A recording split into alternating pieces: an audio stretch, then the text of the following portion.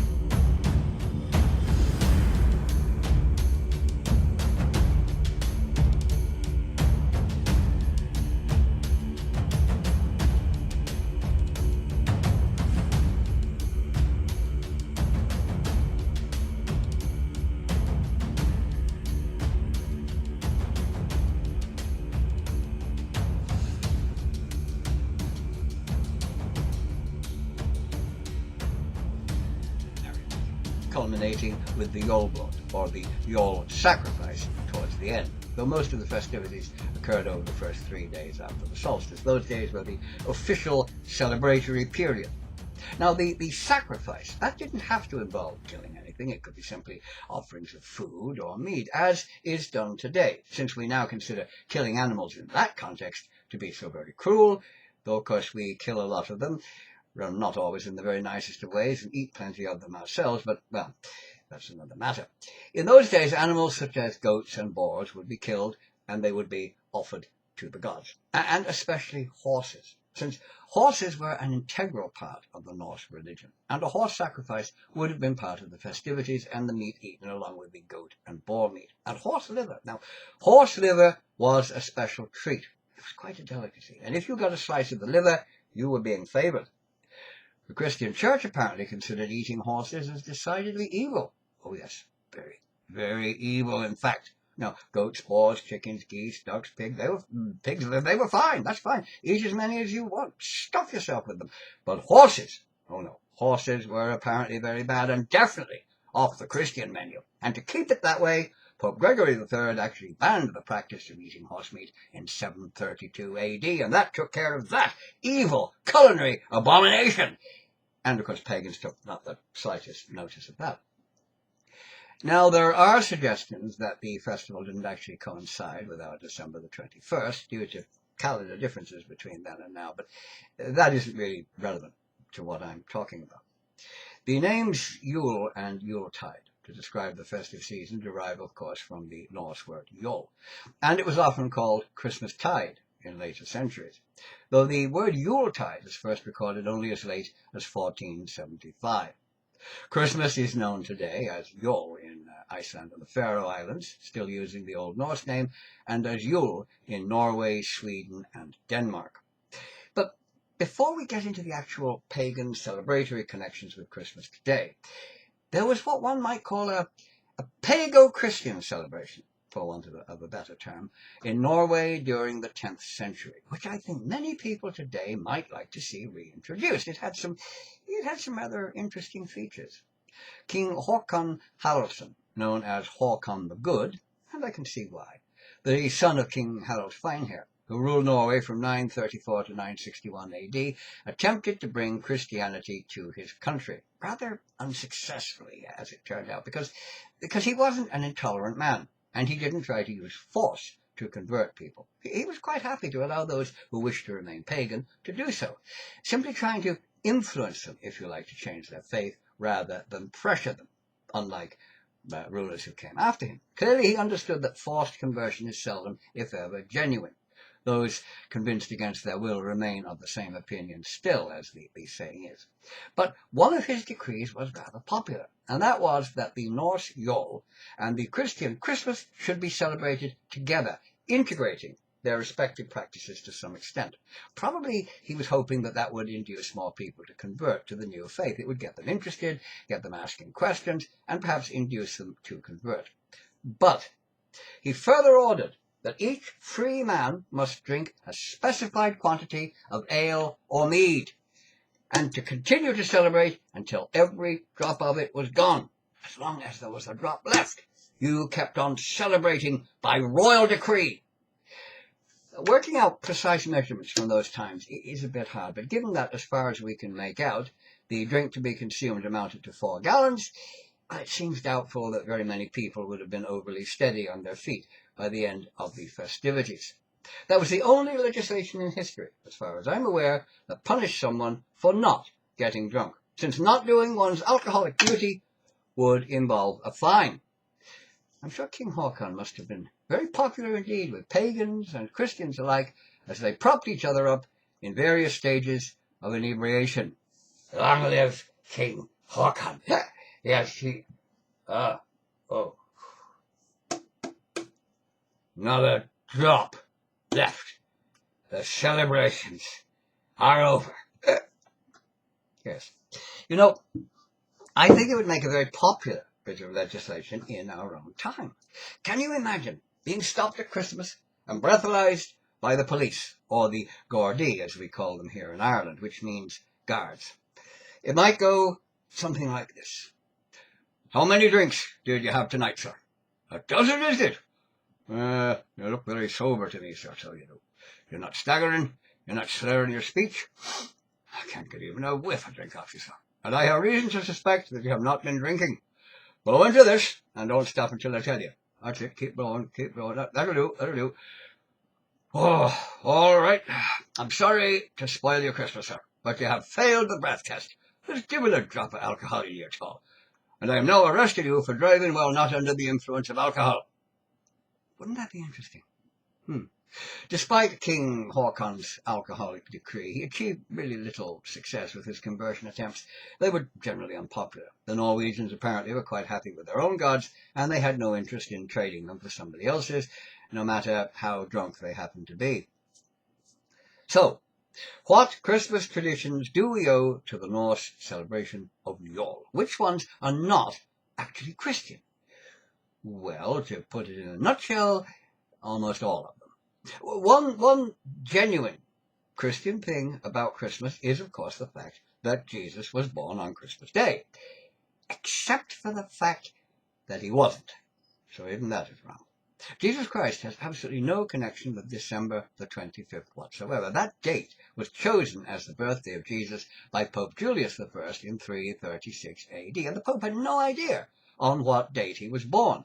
They didn't even know the year in which he was born. Now, neither of those things are mentioned anywhere in the Gospels. Scholars today favor a date between 6 BC and 4 BC. And, of course, any particular day is quite impossible to guess at. The choice of that date in December was not in any way connected with the actual birth date of Jesus Christ, since, as I've said, the Pope had no idea when that event had occurred. And it was actually linked to the pagan festival of Saturnalia, which had survived into Christian times and which the Pope had tried unsuccessfully to have banned. Since it involved drinking, it allowed one's servants the day off, and even letting them join their masters at the table, and, shock horror, actually being served by their masters. And being ancient Rome, lots of, shall we say, intimate stuff. So having Christ's birthday at almost the same time would help to abolish the unholy pagan festivities. I mean, you couldn't be drinking and hobnobbing with mere servants and fornicating on Christ's birthday, or could you? Of course not. The irony of it is that the Pope's choice of a date that almost coincided with JOL to replace pagan festivities actually replaced pagan festivities with even more pagan festivities. So even the supposed date of Christ's birth, regardless of whether or not he was actually born on it, is actually pagan-inspired. Interestingly enough, Pope Julius wasn't the first to place the birth of Jesus in December. No, that honor belongs to a Roman historian named Sextus Julius Africanus, who lived circa 180 to 250 AD. And that gentleman had decided that Jesus was conceived on March the 25th. He also gave the same date for the creation of the world, 5,500 years previously. He really liked that date for creating things. Though exactly how he worked out the precise day on which the world was created is hard to understand, or indeed where he came up with that very intimate knowledge regarding Mary. But he did. And of course, 9 months in Mary's womb resulted in Jesus being born on December the 25th. Yeah, well now, I'm sorry, Sextus. We can be pretty sure that Jesus wasn't born on December the 25th, since to begin with you couldn't possibly have any idea what day he was conceived on, nor would shepherds have been watching their flocks by night out in the open in winter. And as to the creation of the world, 5,500 years before your time. Well, you're just a bit off on that one. We know how old the Earth is, and you missed it by about 4.5 billion years, give or take a millennia or two. You weren't even close. But what specific traditions of Christmas do we owe to former pagan beliefs and practices? Well, to begin with, the Christmas wreath. Now, green things, and especially green things with nice little red berries on them, are a part of many pagan cultures. They were used by the Celtic Druids in Britain and Ireland, for example. And they are common today, of course, on doorways, in windows, as well as other forms of greenery. Our use of them at Christmas coming down to us principally from the Old Norse tradition. Plants like holly, mistletoe, ivy, and various evergreens remained green during the winter. which is why I suppose we call them evergreens. And they were seen as possessing a spirit magic against the dark forces of winter, since belief in spirits was very strong in those days, and it still retains a hold in Iceland, where even today the Huldafolk, or elves, are a belief rather than a superstition among many people. And 1,000 years ago, no Viking warship would have approached a friendly harbour without removing the dragon or sea serpent heads from the prow and stern posts, for fear of frightening or offending the Landmatir, the guardian spirits of the land.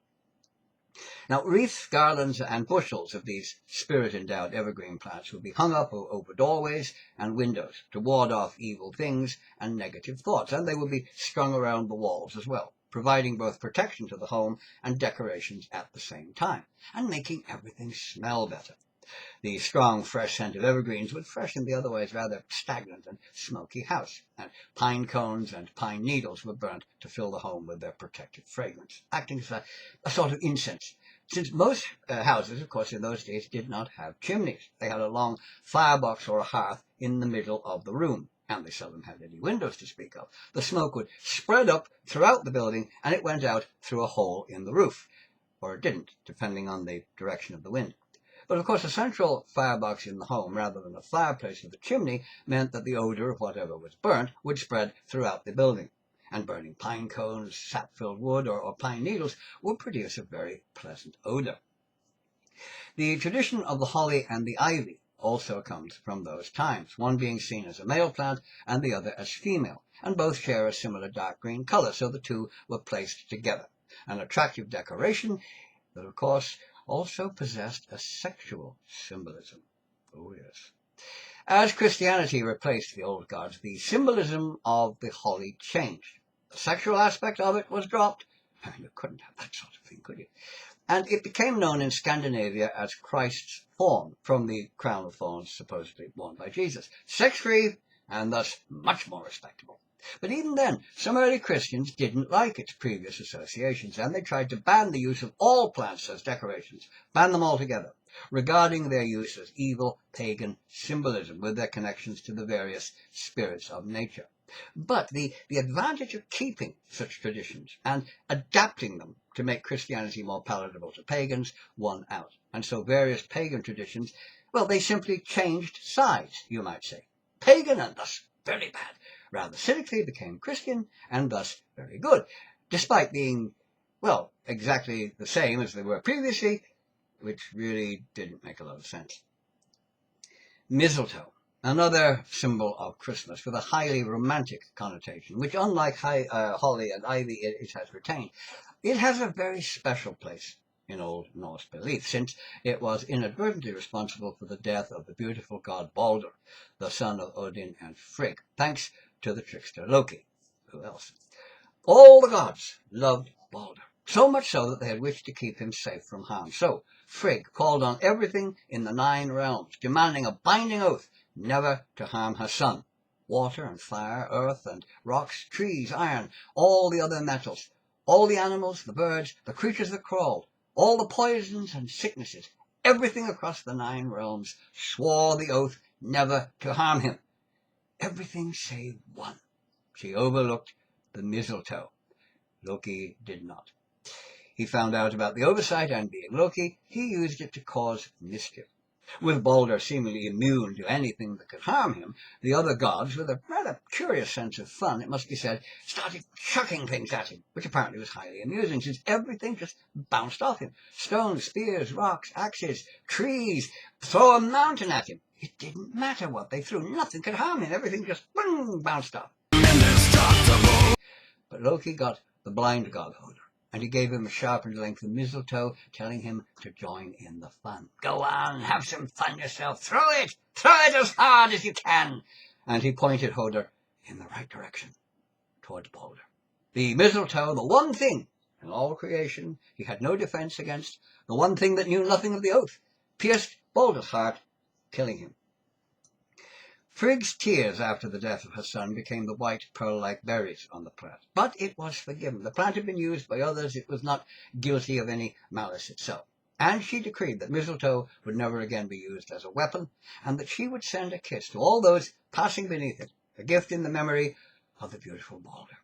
Now, quite how Loki got away with it, I'm not really sure. Oops, sorry about that. That hardly seems to fit the circumstances, though obviously he talked his way out of it, because he was probably quite good.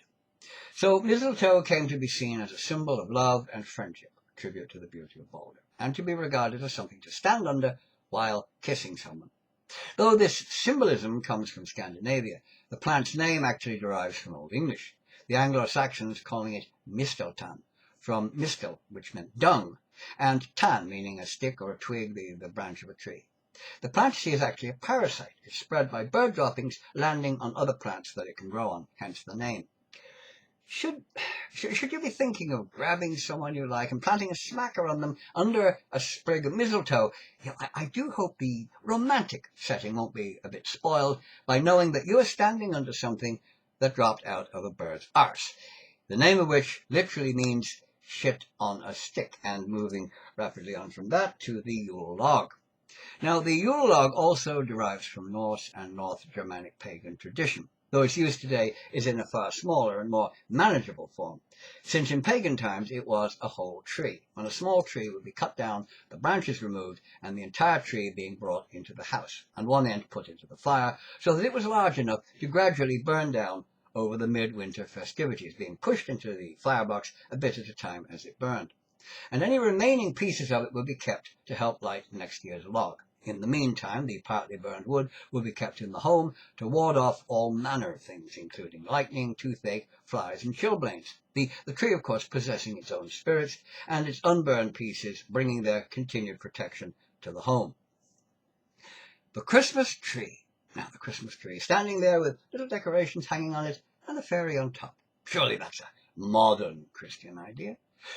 Well, Christmas trees were introduced into popular culture in England quite recently, that's true enough. From Germany by Prince Albert of Saxe-Coburg-Gotha, husband of Queen Victoria, though there had been some Christmas trees among the royal family as early as the reign of George III, whose wife was German. But popular usage and putting gifts under them began with Queen Victoria. But originally, it too was a pagan tradition of the winter solstice, both as a living tree outside the house, which would be decorated with candles, apples, stars, and other symbols, as well as food for the spirits, which I'm sure the local wildlife greatly appreciated, or when an evergreen tree would be brought into the home, called a JOL tree, so that the tree spirits would then come in along with it, and they would inhabit the dwelling and bestow their blessings on the occupants.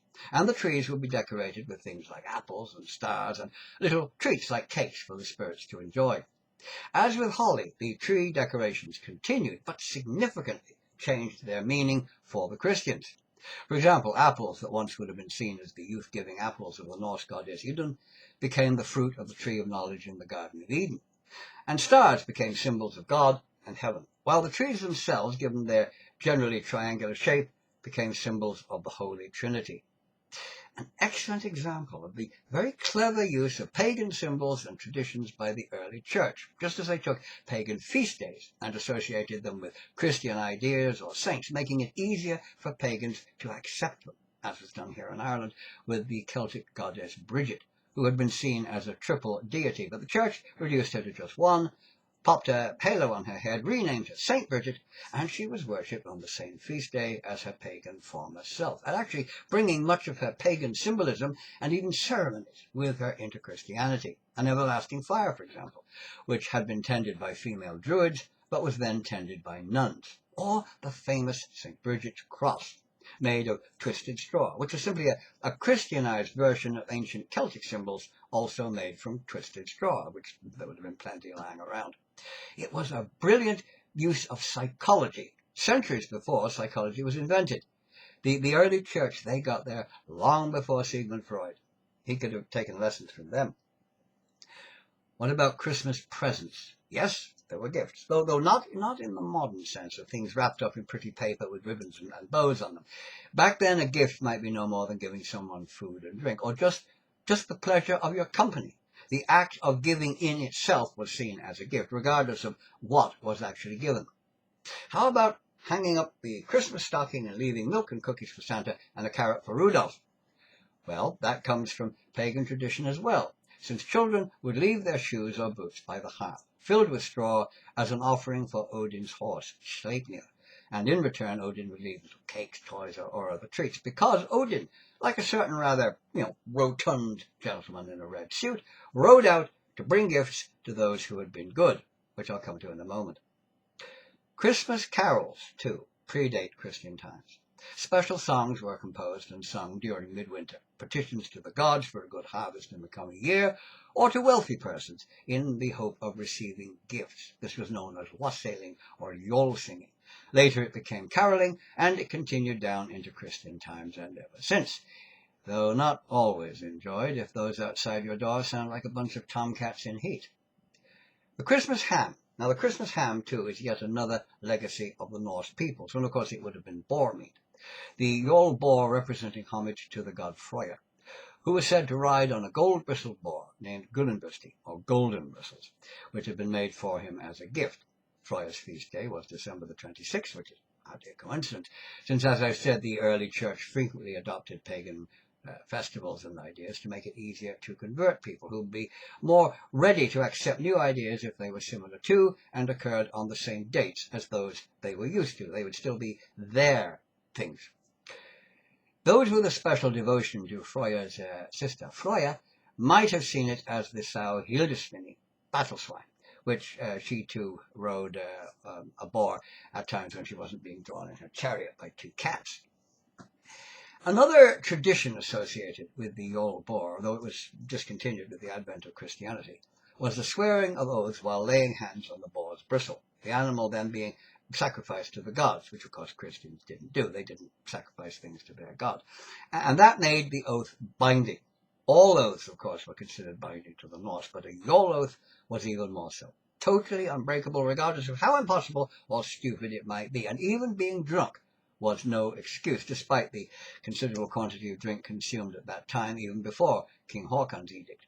We see a fine example of the Norse attitude to oaths in the saga of Ragnar Lothbrok, who foolishly took an oath to conquer England with only 2 ships, despite the obvious impossibility of doing that. I mean, most long ships would have had a crew of about 50 or 60 men. Even 2 of the largest Viking ships ever built, such as Olaf Tryggvason's Long Serpent, 120 feet in length with up to 180 men on board.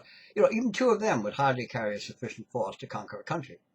And knowing full well that to try would result in his own death, Ragnar had to do it. He had no choice. He'd taken an oath, and that oath must be kept, resulting, of course, in his being tossed into a pit of vipers by King Aelle of Northumbria, sitting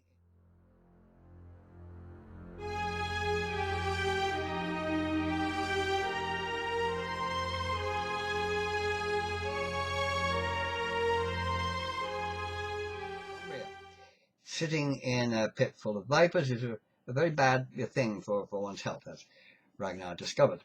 Don't do it at home. A pagan tradition of the midwinter festival, still popular in Scandinavia today, is the Yule goat, or the Yule goat, as it would have been 1,000 years ago.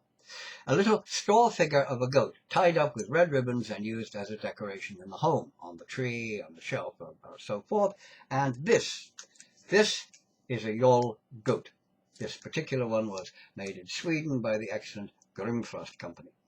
The custom of making straw goats dates from the pagan tradition that the last sheaf from the newly harvested crop had a special magic associated with it, that it held the power of a good crop, and it would be preserved by making it into the figure of a goat, since the god Thor rode across the sky in a chariot drawn by 2 goats, and as the protector of Midgard, he would surely look with favour on such a symbol, made in honour of his goats.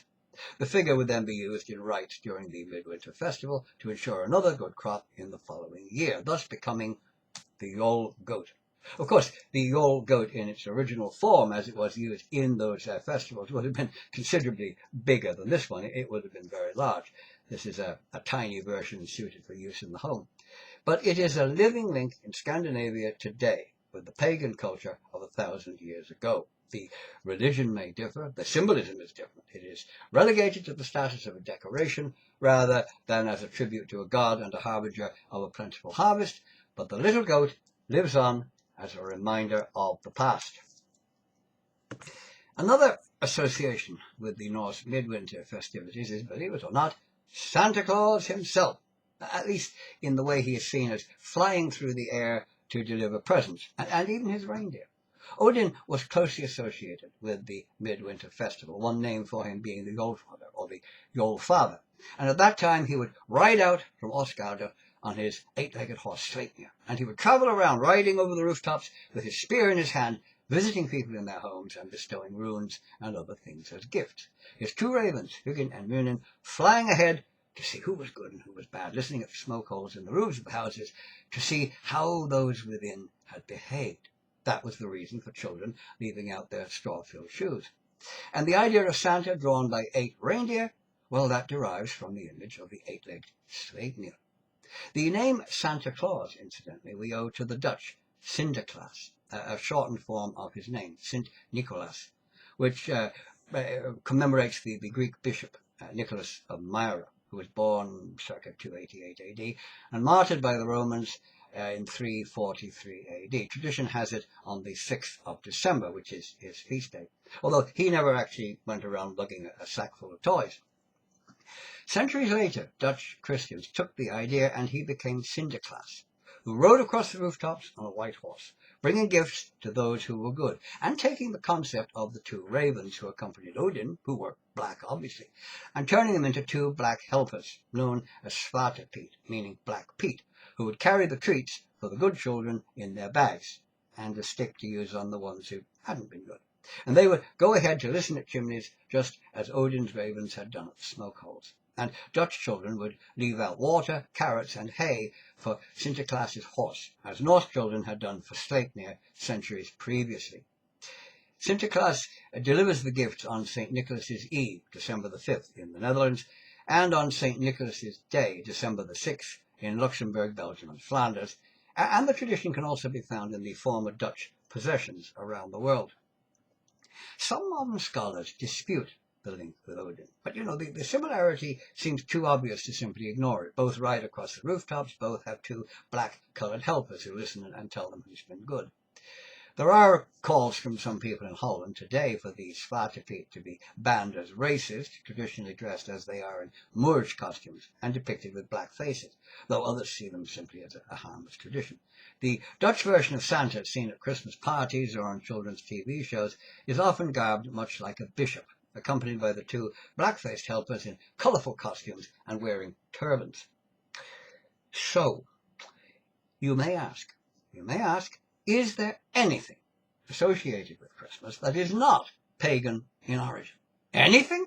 Well, yes. There are 3 things that have not come down to us from the Viking Age. Firstly, the Christmas pudding, so popular in England and countries that comprise the former British Empire, or the plum pudding, as it was known, though in fact there are no plums in it, and that rather confusing name came from a strange Victorian habit of referring to raisins as plums. Why, I have absolutely no idea. And the earliest recipes for it only date from the 17th century. I wonder what they called plums. Large raisins? Oh well. The second non-pagan ingredient of Christmas is the Christmas cracker. That little paper-covered cardboard tube that you pull it, and it makes a sort of popping sound, and silly little things like paper hats, really bad jokes, and so on fall out. That was invented in 1847 by one Tom Smith, 1825 to 1869, who made bonbons, which were sugar-coated almonds, and he sold them in a twist of paper. Now, sales had declined a bit, and he came up with the idea of cracker bonbons, as he called them, getting the idea from the snapping sound from logs crackling on the fire. And he began putting his sweets into the forerunner of the modern cracker, having devised the simple mechanism that produced the famous snap, though it was his son Henry who first put paper hats and so on into them when he took over the business. And the company began making specific Christmas items like the crackers and various novelties. Believe it or not, the Tom Smith Company is still in business today, making crackers, gift bags, cards, wrapping paper, and other festive items, and they hold the royal warrant to produce these products for the British royal family. And the third non-pagan ingredient of Christmas? Unlike Unlike the Yule log, the Christmas tree, the wreath, Santa Claus, reindeer, presents, carol singing, the various decorations, the present left out for Santa and the reindeer, the Christmas ham, the 12 days of Christmas, and even the date of the celebration of Christ's birthday, the Christmas turkey. Yes, the Christmas turkey. It can hold its head up in pride, at least until somebody chops it out ready for the oven, and claim its place as fully and totally Christian, having nothing to do with Yule, since, well, there weren't any turkeys in Scandinavia, which explains that one. So with that, I come to the end of this little look into the pagan contributions to the modern celebration of Christmas. A festival that, in truth, has only the slightest connection to Christianity, being really Christian in name only, or at least in the celebratory sense, that in no way changes its status as a festival in honor of the birth of Jesus Christ. Obviously, in that sense, it is totally Christian. So, until next time, it's goodbye from me and goodbye from him. Farewell.